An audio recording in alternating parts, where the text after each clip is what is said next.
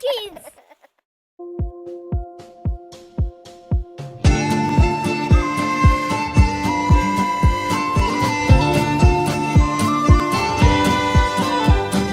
Venez, crions de joie pour le Seigneur. Acclamons notre rocher, notre salut. Il est roi tout-puissant, Dieu créateur. Chantons sans fin, proclamons saint est son nom.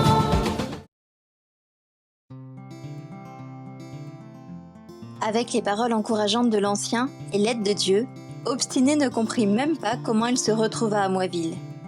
Dès qu'il franchit la petite porte, son cœur se mit à battre plus vite. Presque 1 an s'était écoulé depuis son départ. Il ne réussit même pas à lier conversation avec la première personne qu'il rencontra. Car l'autre fut tellement surpris qu'il croyait voir un fantôme. Il se mit à courir en criant « Compatriotes, venez voir, Obstiné est en vie, il est revenu à Moiville. » La nouvelle se répandit comme l'éclair. Les femmes ouvrirent les fenêtres des maisons pour entendre les nouvelles. Les hommes sortirent pour le voir. Les enfants se précipitèrent sur le chemin pour le rencontrer. Le temps qu'il arrive chez lui, tout Moiville s'était mis en branle. Ses frères couraient déjà sur le petit sentier. Avec ses amis, ils le portèrent sur leurs bras. Il ne put descendre qu'avec difficulté pour embrasser ses parents. Sa famille le reçut avec des larmes d'émotion, des baisers et des cris de bienvenue. La porte de la maison resta ouverte jusqu'au soir. On rentrait et on sortait sans arrêt. Tout le monde voulait le voir et entendre de ses nouvelles. « Laissez-le d'abord se reposer, » disait sa mère. Monsieur Arrogant avait déjà pris la décision. D'abord, il donnera les nouvelles à la reine, et ensuite aux autres. Avant le coucher du soleil, à la grande surprise de tout le monde, le héros de la reine vint à la maison. Il s'arrêta, tout hautain sur le point le plus haut de la cour, et ouvrit le rouleau qu'il tenait pour déclamer solennellement. « Oyez, braves gens, par ordre de notre magnifique reine, à partir de demain, commenceront des festivités de 3 jours à Moiville, et notre vénérable cité sera décorée de bannières. Notre reine, Présomption, la toute-puissante, nous fait l'honneur de sortir de son palais, pour que nous puissions la voir tous. Demain, après le déjeuner, elle recevra Obstiné pour une audience publique sur la grande place. Après la remise de la médaille, un banquet suivra. Que personne n'y manque. » Oh là là, quel honneur pour Obstiné !» murmuraient-ils tous. Peu s'en fallut que les parents ne deviennent tout à fait fous de joie. Madame Vaniteuse demanda aux gens de s'éloigner doucement. Il fallait qu'ils commencent à se préparer pour le rassemblement du lendemain.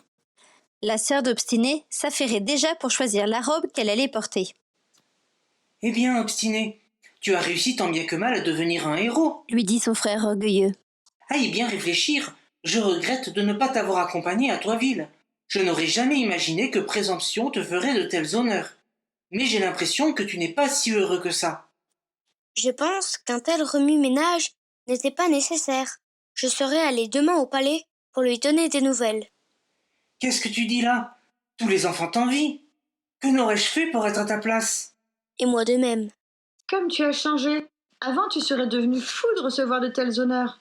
Mon enfant, peut-être que tu ne te sens pas bien ?» s'inquiéta sa mère. Je n'ai jamais été aussi bien. Figure-toi que demain, tu seras proclamé le premier explorateur de Moiville. Notre déesse, la reine en personne, va te remettre une médaille. Pense à la joie que tu lui donneras, à elle comme à nous, au moment où nous entendrons tes exploits. Cependant, Obstiné redoutait cette heure. Il courba la tête, pensif, avant de murmurer. Vous allez d'abord écouter ce que j'ai à raconter, et vous verrez alors quel genre de festivités vont suivre. Le grand moment arriva. Moiville était parée de ses plus beaux fanions. Tout le monde était rassemblé sur la grande place. La reine venait de s'asseoir sur son trône doré. Obstiné s'avança vers elle. Près de lui, tout fier, marchaient ses parents, et juste derrière, ses frères. Toute la famille allait partager sa gloire. Le peuple applaudissait et l'acclamait. Obstiné arriva près du trône et salua la reine d'une petite inclination. Comme le prescrivait le protocole, sa famille fit 2 profondes prosternations. L'une pour sa puissance, l'autre pour sa beauté. « Obstiné, vite, tu oublies la deuxième, Obstiné !» lui chuchota son père. Obstiné fit semblant de ne pas entendre. Les acclamations s'arrêtèrent. Tous avaient remarqué sa piètre salutation et attendaient la réaction de la reine. Présomption, quoique contrariée, ne lui fit pas de remarque. D'abord pour montrer à ses sujets combien elle était magnanime envers les enfants, et ensuite pour ne pas gâcher cette fête qui lui avait coûté beaucoup d'argent et de temps. Elle lui fit signe de la main de s'approcher. Près d'elle, un courtisan tenait un petit coussin en velours avec la médaille dorée. Tous gardaient le silence. La reine allait parler. S'ils avaient pu, ils auraient même retenu leur respiration pour ne pas faire de bruit. Mais il y aurait eu alors le risque d'éclater et de faire ainsi un grand vacarme. En réalité, ils avaient appris à maîtriser jusque leur souffle. Présomption se leva. Elle prit la médaille et la passa au cou d'Obstiné. Obstiné, fils d'arrogant, par le courage que tu as montré en découvrant un royaume inconnu, tu as honoré Moiville. À partir d'aujourd'hui, tu as toi aussi le privilège de porter la médaille du grand moi. À présent, tu peux parler. Nous t'écoutons. Ce moment-là, Obstiné le redoutait depuis longtemps. Il avait passé des nuits blanches à songer ce qu'il dirait à la reine. Jamais cependant il n'aurait songé qu'il allait devoir parler devant tout le monde. Il ferma les yeux un instant et demanda à Dieu de l'aider. « Nous t'écoutons, Obstiné. » répéta Présomption. « Parle, mon enfant. » murmura sa mère. « Votre Majesté la Reine et bien-aimés compatriotes, afin d'honorer en premier lieu la ville où j'ai grandi et deuxièmement ma propre famille, il faut que je vous dise toute la vérité. Je ne sais pas dans quelles circonstances la puissance du grand moi peut aider.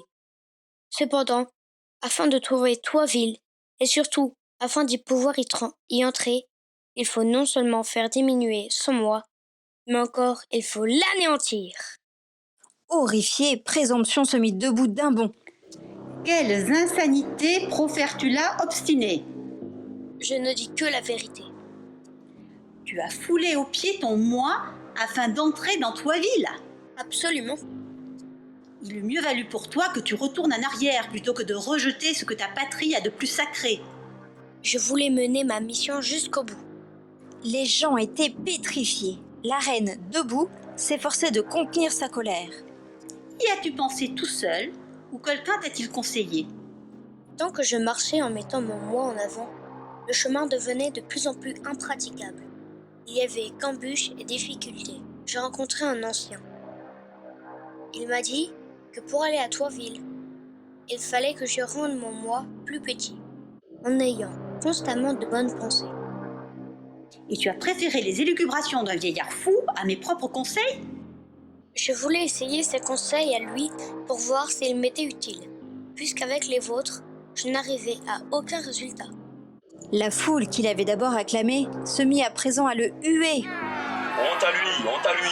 Il a déshonoré Moiville, il a outragé notre reine. Présomption, rouge de colère, s'avança et lui arracha la médaille dorée de la poitrine.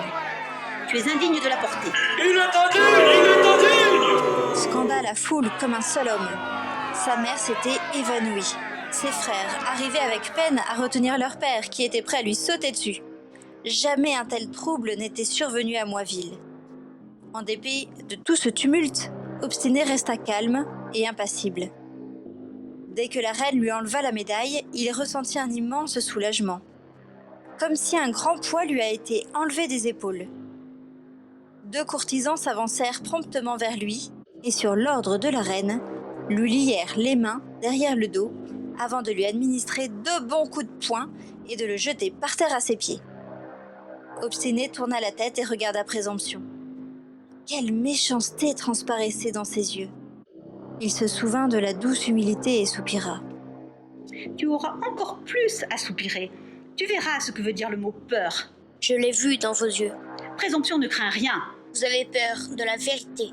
C'est pour cela que vous ne me laissez pas continuer. Disparais de ma vue, petit vaurien.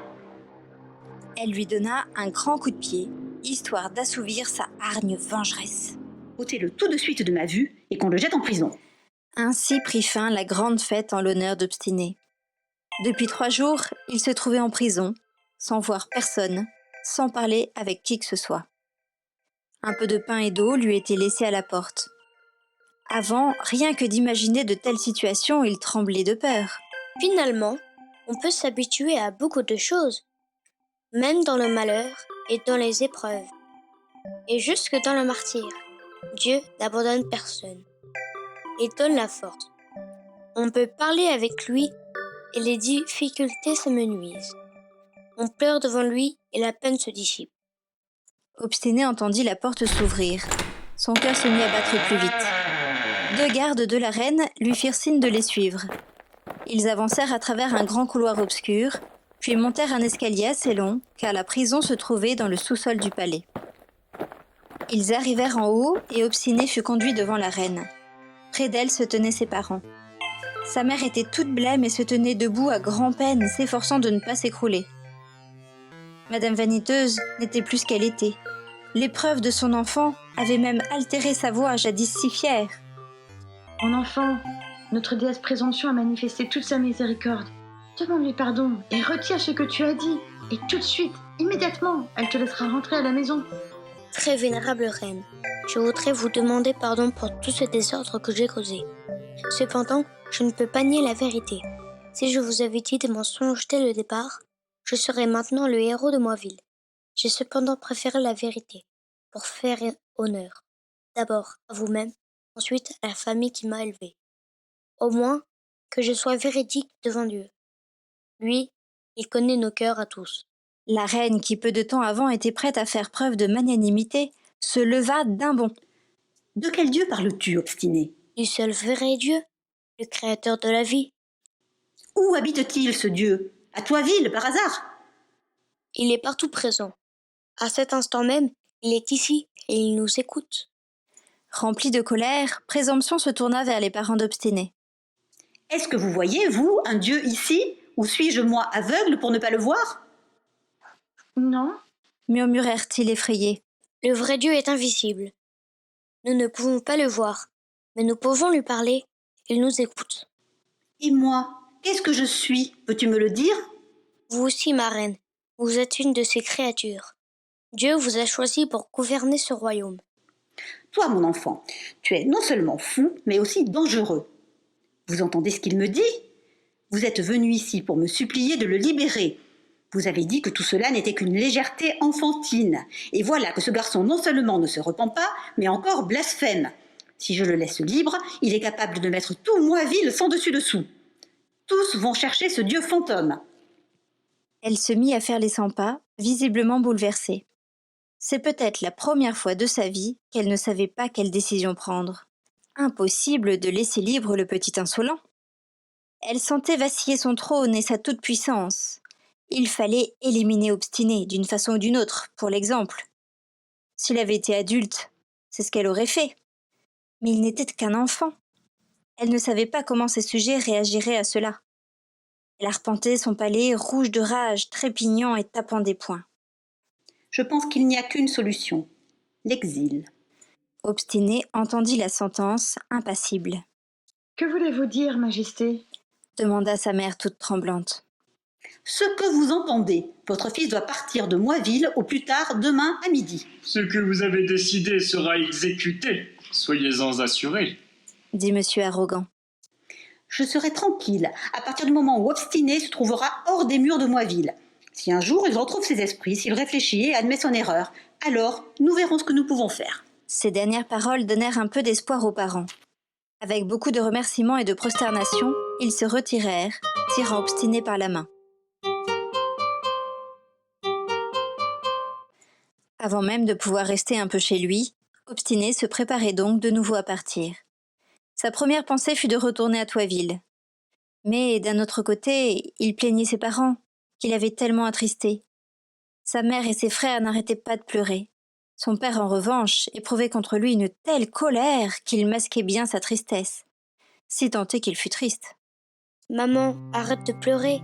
Tu verras que Dieu ne m'abandonnera pas. Il va faire quelque chose. Si ton Dieu, comme tu le dis, est présent partout, j'espère qu'il va m'entendre. Où que tu ailles, je veux pouvoir te voir. Tu es resté 1 an absent. J'ai eu la joie de te voir revenir vainqueur. À présent, je ne veux plus rien, ni gloire, ni médaille. La seule chose que je demande à Dieu est de pouvoir te voir. S'il te plaît, arrête de pleurer et va te reposer. A-t-il entendu ce que je lui ai dit? Oui, maman, il l'a entendu. Il l'a entendu. Mais prends patience, car elle ne répond pas tout de suite.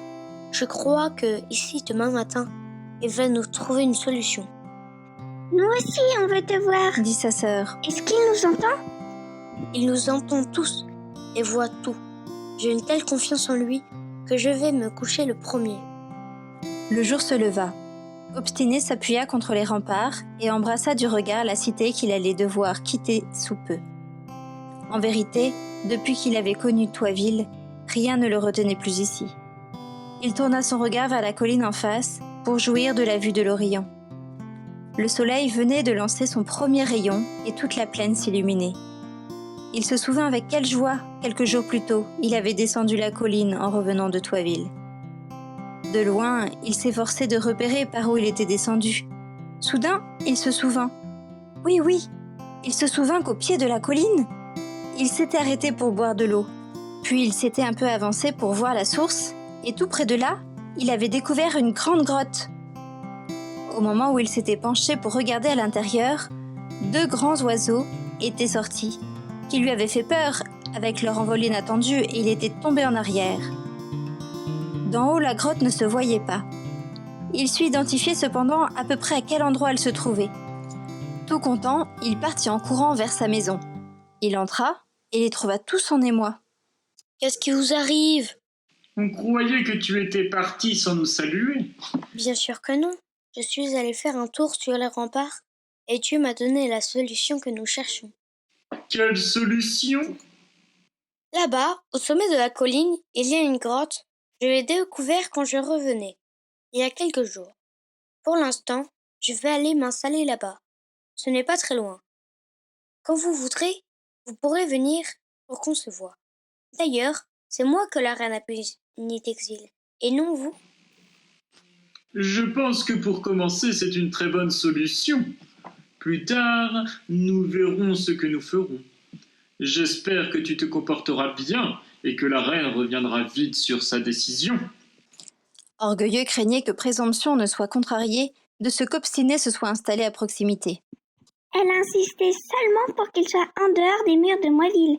Elle n'a pas fixé de distance. Et ainsi, nous pourrons aller tous ensemble aider Obstiné à s'installer, dit la mère toute ragaillardie. Monsieur Arrogant n'était pas d'accord. Il pensait que l'exil devait être exemplaire. Il y avait eu bien assez de troubles à cause de son fils. Obstiné lui demanda pardon pour la tristesse qu'il leur avait causée, mais le père ne se laissa pas attendrir. Vous, si vous voulez, allez-y. Moi, il n'est pas question que je m'y rende. Ainsi, Obstiné, accompagné de sa mère et ses frères, se mit en route vers sa nouvelle maison. Le soir même, la grotte était méconnaissable. Les femmes avaient tout nettoyé à l'intérieur et les garçons avaient coupé toutes les ronces des abords. Ils avaient confectionné une porte provisoire qui disposait d'une large ouverture au-dessus pour que les 2 grands corbeaux puissent entrer et sortir librement. Car les corbeaux avaient fait leur nid dans les voûtes de la grotte et pour rien au monde Obstiné ne voulait les chasser. Au début, sa mère grognait un peu, mais voyant son insistance, elle céda. « C'est moi qui suis venue chez eux. Ce n'est pas eux qui sont venus chez moi. Est-ce qu'on leur a demandé s'ils m'acceptaient? On a perturbé leur paix, et cela suffit. En outre, ils me tiendront compagnie. » De quoi vas-tu discuter avec eux? De tout, je leur dirai tous mes secrets et je dormirai tranquille, car personne ne les apprendra. Je n'en reviens pas que tu arrives encore à plaisanter. On a l'impression que tu ne t'es pas encore rendu compte que tu vas rester complètement seule dans peu de temps. Tu as bien fait de me le rappeler. Il est temps que vous partiez. Il faut que vous soyez à la maison avant la nuit. Tu es pressé de nous chasser? Interrogea Orgueilleux. Moi, je dis que je veux bien rester quelques jours avec toi, jusqu'à ce que tu t'habitues. Ce n'est pas nécessaire. Il vaut mieux que tu accompagnes maman et Vantarde jusqu'à la maison. De toute façon, on n'est pas loin. Quand tu veux, tu viendras me voir. Je ne serai pas tranquille, mon enfant, tant que je penserai que tu es ici dans la solitude. Mais écoute-moi donc. Ne soyons pas ingrats. Hier, la seule chose qu'on demandait à Dieu, c'était de trouver une manière de pouvoir se rencontrer. Est-ce qu'on s'attendait à une meilleure solution que celle-ci? Oh oui, maintenant que tu me le dis, mon enfant, je me rends compte combien vite Dieu nous a donné une réponse. Et nous non seulement nous ne lui disons pas merci, mais en plus nous pleurnichons. Si je lui demande de veiller sur toi pour que rien de mal ne t'arrive, est-ce qu'il va encore m'écouter ? Il nous écoute toujours. Il suffit que nous nous en souvenions et que nous parlions avec lui. Alors, nous voyons se réaliser les choses que nous n'aurions jamais imaginées, à tel point qu'on a du mal à en croire ses yeux. On reste ensemble encore ce soir pour que tu nous parles encore. Tout s'est passé tellement vite que tu ne nous as même pas raconté grand-chose sur Toiville. Si nous ne rentrons pas ce soir, papa va s'inquiéter. Il vaut mieux partir et dès demain, nous commencerons à faire des excursions ici. Orgueilleux a raison. Tous ensemble, remercions Dieu de ce que nous sommes, si près les uns les autres. Et séparons-nous pour ce soir. Ainsi commencèrent les allers-retours entre Moiville et la grotte d'Obstiné. Au début, sa mère et ses frères étaient les seuls à s'y rendre, mais petit à petit, quelques parents se joignirent à eux. Les nouvelles sur Toiville couraient secrètement de bouche à oreille. Quelques amis des enfants venaient voir Obstiné et ses frères. Orgueilleux et Vantarde restaient pratiquement tout le temps, eux aussi dans la grotte. Avec l'aide de leur mère, et puisque l'eau était abondante, ils plantèrent des fleurs et aménagèrent un petit jardin potager. Les garçons coupèrent de grands troncs et ainsi la cour se remplit de bancs. Ceux qui venaient les voir n'avaient plus envie de repartir. Souvent, Obstiné se plaisait à constater que maintenant qu'il était parti de Moiville, il voyait plus de monde et d'amis que quand il y habitait. Plusieurs Moipolitains qui travaillaient dans les champs d'alentour passaient par là pour se reposer un peu. Les enfants les recevaient tous avec joie et partageaient tout ce qu'ils avaient. Ces nouvelles ne tardèrent pas à arriver au palais de Présomption. Sa première réaction fut de faire fermer la seule porte qui existait sur les remparts. Elle y plaça un portier pour garder la clé et n'ouvrir qu'à ceux qui travaillaient dehors. Toutefois, soit parce qu'il était bavard, soit parce qu'il s'ennuyait seul toute la journée, le portier aimait bien discuter. Il voulait apprendre ce qui se passait et qui allait dans cette grotte en face. Curieux comme il était, il décida un jour d'y aller lui aussi. Il imagina qu'en grondant ses enfants insensés, il allait gagner la faveur de la reine.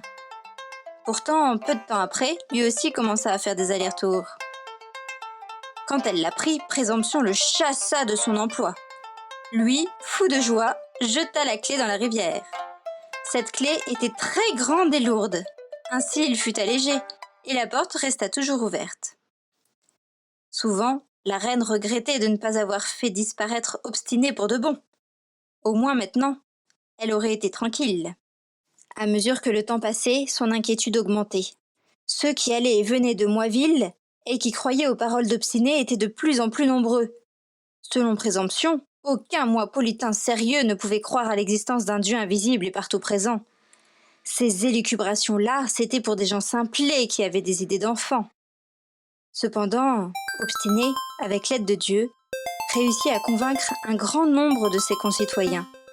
Il leur disait que ceux qui ont de la simplicité et de la bonne volonté peuvent rapetisser leur moi, aller à Toiville et trouver la foi. Le temps passa. Plusieurs personnes incitaient Obstiné à partir de là pour aller tous ensemble s'établir à Toiville. Cependant, lui, il n'avait pas l'air pressé, comme s'il attendait quelque chose. Sa mère et ses frères étaient les premiers à vouloir partir. Toutefois, il ne le pressait pas, car il connaissait son secret. Obstiné voulait voir son père, ne fût-ce qu'une seule fois, et parler avec lui. Ce dernier ne pouvait pour sa part aller à Moiville. Et depuis que son fils était parti, Monsieur Arrogant ne lui avait pas rendu une seule visite. Obstiné demandait à Dieu de lui montrer ce qu'il fallait faire. Il attendait. Ce jour-là, il se réveilla très tôt aux aurores, comme il avait l'habitude d'ailleurs depuis son séjour à Toiville. Il monta sur une petite colline et s'y assit, jusqu'à ce que le soleil se lève. Souvent, il ressentait la solitude, comme sa meilleure amie. Un peu plus loin, dans une fente du rocher, ses deux amis ailés avaient fait leur nouveau nid. Depuis que les gens avaient pris l'habitude de se rassembler, ils avaient quitté la grotte, cherchant refuge ailleurs. De là, Obstiné méditait souvent sur Moiville, avec ses grands murs et le palais de cristaux de glace de Présomption. Ainsi sont les cœurs des hommes qui ne connaissent pas Dieu, se dit-il, comme des cristaux de glace. Il n'y a que la chaleur de son amour qui peut faire fondre cette glace. Obstiné avait sincèrement de la peine pour les gens de Moiville. Il avait aussi de la peine pour ceux qui étaient partis, ne supportant plus les persécutions de Présomption et de ses gens. Il les voyait dormir par-ci, par-là, les uns sous les arbres, d'autres dans des cavités du rocher. Ceux qui avaient des enfants s'étaient fait des abris provisoires. Il n'était plus question de laisser tous ces gens dans la difficulté en attendant le départ. Au-dedans de lui, quelque chose lui disait qu'il fallait partir. Oui, le moment était venu. La nouvelle que le départ serait dans 3 jours courut comme une étincelle sur une traînée de poudre. Ceux qui allaient partir firent leurs bagages, tout heureux. Présomption, encore plus heureuse, préparait une grande fête car elle allait enfin se débarrasser d'Obstiné et de sa bande. La dernière nuit, plusieurs Moipolitains arrivèrent encore avec un petit baluchon dans les mains. C'étaient ceux qui s'étaient décidés à la dernière minute. Le moment du départ arriva. Obstiné et ses frères retardaient encore ce moment. Ils regardaient leur mère très inquiète, qui fixait anxieusement le sentier et les derniers arrivés. « Tu crois qu'il va venir, maman ?» Je ne pense pas. Il est très têtu. J'ai tellement essayé de le faire changer d'avis. Il ne cède pas. Je pense qu'il ne faut pas tarder davantage. Le plus ancien en âge donna le signal du départ. Devant et derrière les hommes, et au milieu les femmes et les enfants. Madame Vanité se retourna une dernière fois vers le sentier. « Arrêtez! Il arrive! Il arrive !» Ils sont 2! Les enfants regardaient et n'en croyaient pas leurs yeux. « Papa et Papy Obstiné, ça alors, c'est incroyable !» Ce dernier leva sa canne de loin pour les saluer. Emplis de vraie joie, ils coururent vers eux et tombèrent dans les bras les uns des autres. Obstiné resta un long moment dans les bras de son père. Le papy voulait aller avec vous et je l'ai amené jusqu'ici. Tous étaient suspendus à ses lèvres. Moi, je suis un authentique Moipolitain. Cela ne me convient pas de prendre la fuite. Quelque chose me retient ici. Et il ajouta : Ton Dieu, obstiné, ne me veut pas avec vous. Il ne faut pas seulement que Dieu veuille, Père. Il faut que l'homme le veuille aussi. Monsieur Arrogant les embrassa un à un et les salua. Les enfants, sans dire mot, prirent le grand-père par la main pour partir. Madame Vanité, en larmes, regarda son mari. « Nous t'attendrons toujours. » Je ne sais pas. Peut-être un jour, oui. Peut-être me déciderai-je. Nous vivrons avec cet espoir. Peu de temps se passa, et pour la toute-puissante Présomption, le dieu invisible devint un cauchemar. Elle se mit à parler et à crier toute seule. Elle tapait des poings, frappait en l'air. Petit à petit, elle devint à moitié folle, et aujourd'hui encore, elle essaye de le vaincre. Dieu ne laissa pas ces pauvres gens peiner longtemps. Ils arrivèrent vite à Toiville. Et là, à l'entrée du petit tunnel, Humilité les attendait. Avec son doux sourire et ses bonnes paroles, elle les aida tous à entrer dans Toiville. Obstiné passa le dernier. Je ne m'attendais pas à te trouver ici. As-tu oublié que je te l'avais promis? Quand tu es parti, ne t'ai-je pas dit que je t'attendrais ici? Comment pouvais-tu savoir quel jour? Chaque jour, pour moi, était probablement le bon jour. Les Moipolitains qui arrivaient pour la première fois à Toiville n'allaient jamais oublier cette journée. Sereine, généreux et les autres enfants les accueillirent avec des chansons à l'entrée de la ville. Les parents des enfants et tous les Toipolitains tentèrent de 1000 manières de donner du repos aux voyageurs. Ils les aidèrent à se rafraîchir et à se délasser, et leur préparèrent à manger. Les Moipolitains n'en croyaient pas leurs yeux. De toute leur vie, ils n'avaient jamais vu une telle charité, ressenti une telle chaleur. Une surprise succédait à une autre. Les Toipolitains avaient également bâti de nouvelles maisons. Avant que la nuit ne tombe, tout le monde était installé. À mesure que les journées passaient, les Moipolitains ressentaient de plus en plus la flamme de l'amour. Ce qui aida à faire tomber les écailles de leurs yeux. Leur vie fut remplie de lumière. Ceux qui réussirent à se libérer de leur grand moi purent ressentir la joie de la vie, dans laquelle règne le toit. Le temps passait. Tous ces gens trouvèrent le repos de l'âme et s'habituèrent vite à leur nouvelle patrie. Hélas, quelques-uns continuèrent encore à vouloir tout pour leur profit personnel, à s'intéresser seulement à eux-mêmes et à être complètement indifférents aux autres. C'étaient ceux qui n'avaient pas pu chasser du fond de leur cœur leur moi et à mettre à sa place le toi. C'est pourquoi la paix et la bonté leur devinrent petit à petit lourdes et monotones. Les folles festivités et les conflits quotidiens de leur patrie les gardaient vivants, disaient-ils. Ils décidèrent donc de retourner en arrière. Mais ceux qui avaient vécu, ne serait-ce qu'un peu à Toisville, ne pouvaient plus vivre continuellement à Moisville.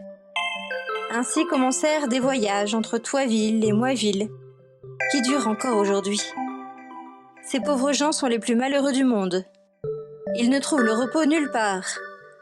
Quand ils sont dans une ville, ils veulent habiter l'autre. C'est le fâcheux dilemme qui arriva à M. Arrogant. Un jour, il décida d'aller jusqu'à Toisville, mais il ne parvint pas à y demeurer pour toujours. Et ainsi, il devint l'un de ces nombreux pauvres errants. Bien sûr, tant qu'on est jeune, les voyages ne manquent pas de charme. Mais quand les années passent, il vaut mieux se décider à s'établir définitivement à Toisville. Car avec l'âge, les perpétuels déplacements finissent par fatiguer. Et malheur à celui qui a pris le parti de rester tout le temps à Moisville. Les plus intelligents, ce sont les enfants, qui découvrent Toisville dès le plus jeune âge. Ils tiennent compagnie à Sereine et à ses amis, ayant aussi l'obstination d'obstiner. Ils ne veulent jamais partir de là. Jamais et pour rien au monde. Venez, crions de joie pour